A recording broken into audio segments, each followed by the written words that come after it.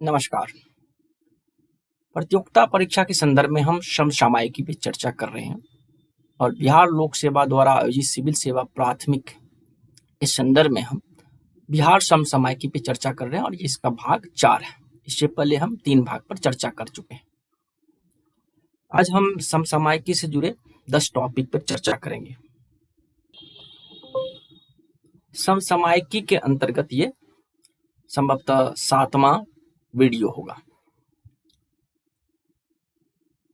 भारत का पहला dolphin research centre की स्थापना पटना में की गई है और पटना विश्वविद्यालय के परिसर में गंगा नदी के तट पर इसकी स्थापना की गई। तो प्रश्न यही हो सकता है कि पहला डॉल्फिन रिसर्च सेंटर की स्थापना कहाँ हुई है, तो बिहार यदि है बिहार में, और बिहार से पूछा जाता है कहाँ हुई है तो बिहार में पटना में इसकी स्थापना, पटना विश्वविद्यालय परिसर में इसकी स्थापना हो गई। पूरे एशिया में अपनी तरह का यह पहला रिसर्च सेंटर है। इसके अलावा देखें तो बिहार सरकार द्वारा हर वर्ष 5 अक्टूबर को डॉल्फिन दिवस मनाया जाता है और इसी दिवस के अवसर पर 5 अक्टूबर को ही डॉल्फिन रिसर्च सेंटर की स्थापना की गई थी पटना में। और बिहार सरकार के आग्रह पर ही डॉल्फिन को भारत सरकार ने राष्ट्रीय जलीय जीव घोषित किया। एक और क्वेश्चन है जिसे मैं अभी इसमें शामिल नहीं किया हूँ कि डॉल्फिन अभ्यारण्य भागलपुर के सुल्तानपुर के पास गंगई डॉल्फिन अभ्यारण्य है, जो एशिया का पहला डॉल्फिन अभ्यारण्य है। गंगा जल उद्योग योजना बिहार सरकार की एक महत्वाकांक्षी योजना है और ये महत्वाकांक्षी योजना के अंतर्गत उन जिलों में गंगा का जल पहुंचाने का प्रयास किया जाएगा या इसकी शुरुआत हो चुकी है, जहां पर जल का अभाव है या भूमिगत जल काफी गहराई में, और इस जिले इसके अंतर्गत गया, बोधगया, राजगीर, नवादा को गंगा जल पहुंचाने का फैसला किया गया इस योजना के अंतर्गत। इन जगहों पर लंबे समय से पेयजल की समस्या बनी हुई है। अब यहाँ पाइपलाइन से गंगा जल लाया जा रहा है जो कि पेयजल के तौर पर प्रयोग किया जाएगा। यह योजना जो सबसे विशेषता है कि इस बात को ध्यान में रख करके बनाई जाती है कि वर्ष 2051 में उस क्षेत्र की जनसंख्या कितनी होगी और उसी हिसाब से वहां पर जल आपूर्ति की योजना बनाई जा रही है। दूसरा है कि जल जीवन हरियाली मुहिम से जुड़ी है गंगा जल उद्योग योजना। इसकी पहली चरण की शुरुआत हो चुकी है और विशेष करके राजगीर में यहाँ पर जल पहुंचाने का काम आरंभ भी हो चुका है। एनीमिया मुक्त भारत सूचकांक, हालांकि ये राष्ट्रीय समसामयिकी है, इसे इसलिए ले रहा है कि इसमें बिहार का स्थान 22वां और मध्य प्रदेश का स्थान प्रथम। ये जारी करती है केंद्रीय स्वास्थ्य एवं परिवार कल्याण मंत्रालय द्वारा जारी होती है। तो प्रश्न यदि है कि इसे एनीमिया मुक्त भारत सूचकांक कौन जारी करती है, तो भारत सरकार का केंद्रीय स्वास्थ्य एवं परिवार कल्याण मंत्रालय तथा यूनिसेफ की पहल पर इसे जारी किया जाता है। और भारत में एनीमिया मुक्त कार्यक्रम की शुरुआत यूनिसेफ की तरफ से की गई थी।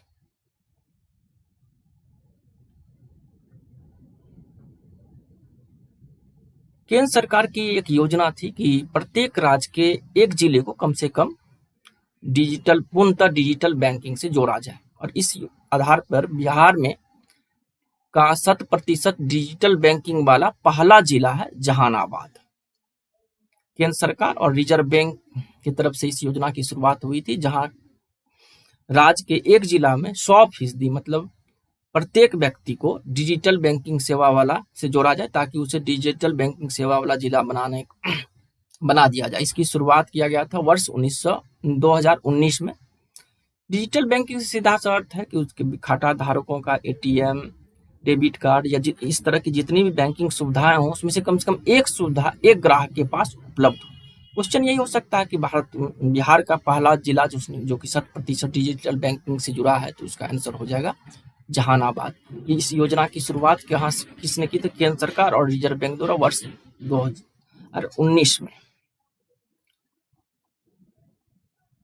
केंद्रीय गृह मंत्रालय ने हाल में ही अपनी रिपोर्ट जारी की है नक्सल पर, और इसमें अच्छी बात है कि बिहार और उससे सटे दक्षिण में झारखंड नक्सलवाद से काफी हद तक प्रभावित रहा है। लेकिन पहली बार इस तरह की आई है कि बिहार के 6 जिले को नक्सल मुक्त घोषित कर दिया गया। नक्सल मुक्त घोषित होने का मतलब ये भी बताता है कि इन जिलों में नक्सलवादियों द्वारा किए जा रहे हिंसाओं में व्यापक कमी आई है या फिर नक्सली घटनाएं अब नहीं हो रही है। इस आधार पर मुजफ्फरपुर, नवादा, जहानाबाद, अरवल, पूर्वी चंपारण, वैशाली शामिल है। पूछा जा सकता है कौन कौन जिले जो है नक्सल प्रभाव से मुक्त हुए हैं। दूसरी बात, ये रिपोर्ट कौन जारी करती है? केंद्रीय गृह मंत्रालय के द्वारा जारी करती है।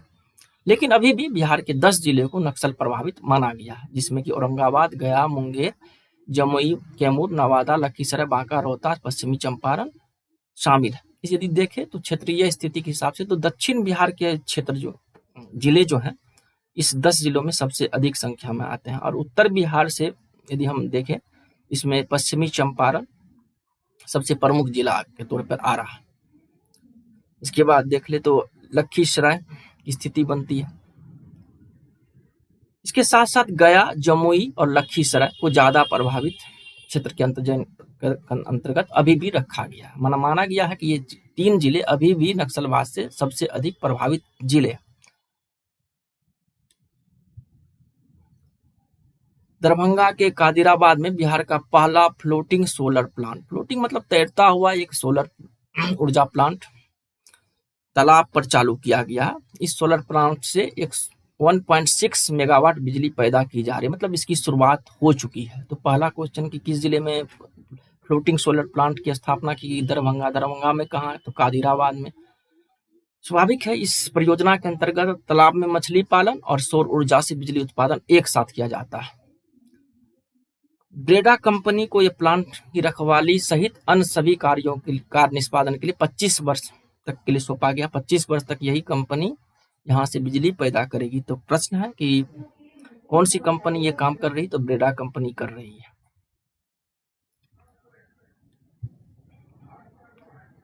नीति आयोग का जो सस्टेनेबल डेवलपमेंट गोल सूचकांक है, इसमें बिहार सबसे नीचे स्तर पर है। यही है कि सीधा क्वेश्चन है कि नीति आयोग द्वारा जारी सस्टेनेबल डेवलपमेंट गोल सूचकांक में बिहार का स्थान क्यों है? तो सबसे नीचे स्थान पर।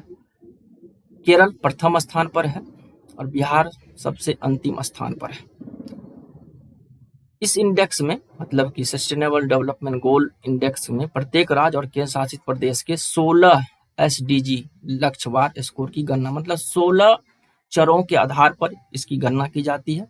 नीति आयोग के SDA India index and hashtag board Bharat का स्कोर, यानी राष्ट्रीय स्तर पर हम बात करें तो उसमें सुधार हुई है। पहले 57 थी, अब जो अब 60 हो गई है। 60 से बढ़कर 66 हो गई है। यानी 18-19 में 57 थी, उसके बाद 19 और 20 में 60 हुई, जो कि अब 20-21 में बढ़कर, मतलब देख रहे हैं कि लगातार भारत के सस्टेनेबल डेवलपमेंट गोल की जो सूचकांक है उसमें भारत बेहतर प्रदर्शन कर रहा है। इसका मतलब है कि ये 16 चरों के आधार पर ये सूचकांक बनाए जाते हैं। उन चरों में से किसी चर में या सभी चरों में भारत की स्थिति लगातार बेहतर हो रही है।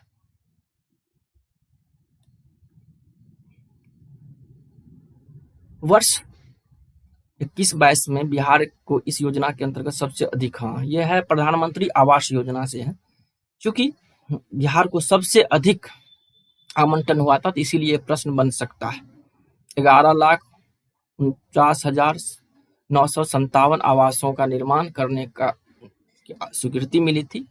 एक और इसी से जुड़ी हुई बात है कि इसमें बिहार सरकार ने एक सर्वेक्षण कराई थी। उस सर्वेक्षण के आधार पर केंद्र सरकार को रिपोर्ट भेजी थी, जिसमें कहा गया था कि 32,57,000 कुछ 100 आवासहीन परिवार हैं, उनमें से केंद्र सरकार ने 30,81,000 परिवारों को आवास योजना के लिए चयन किया, जिसे कि अलग अलग वर्षों में आवास आवंटित किए जाएंगे। लगभग 2.5 लाख के आसपास लोगों को इससे बाहर भी किया गया है।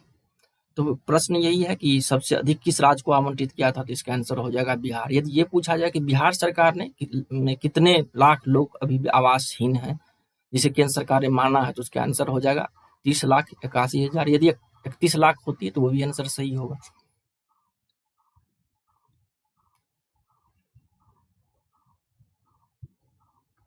इसके बाद है Atlas of water bodies of Bihar का प्रकाशन। बिहार ऐसा करने वाला भारत का पहला राज्य है।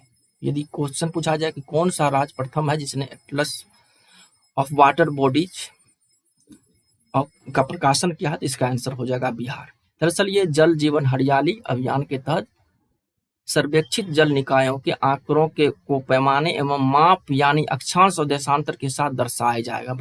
बिहार में जो जलीय स्थिति है उसको अक्षांश और देशांतर के आधार पर इसका प्रकाशन होगा। इस एटलस में और भी बहुत सारे विवरण होंगे, फोटो चित्र को शामिल किया जाएगा, साथ साथ नदियों एवं तालाबों का विवरण भी होगा। अधिक से अधिक प्रश्न हमें लगता है कि ये हो सकता है कि कौन सा राज्य है जिसने इसे जारी किया है।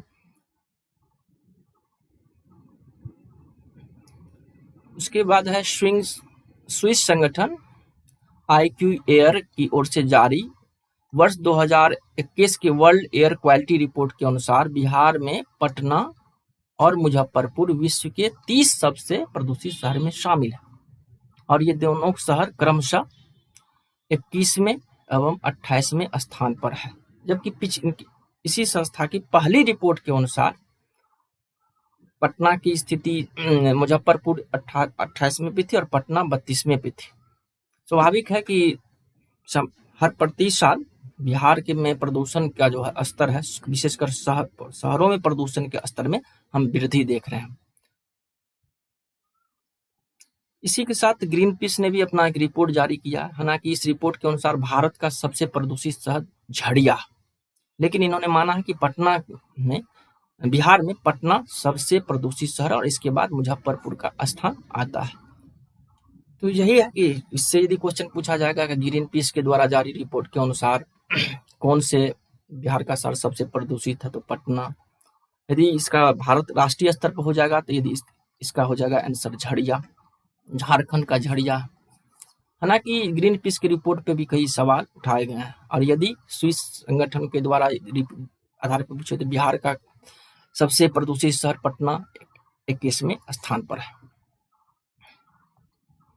हम अपने YouTube चैनल पे लगातार राष्ट्रीय समसामयिकी और बिहार के समसामयिकी पर चर्चा करते हैं और ये सिलसिला बिहार लोक सेवा आयोग द्वारा आयोजित सिविल सेवा परीक्षा तक लगातार जारी रहेगी। उसके बाद हम मुख्य परीक्षा पर अपने चर्चा को मुख्य परीक्षा पर केंद्रित करेंगे।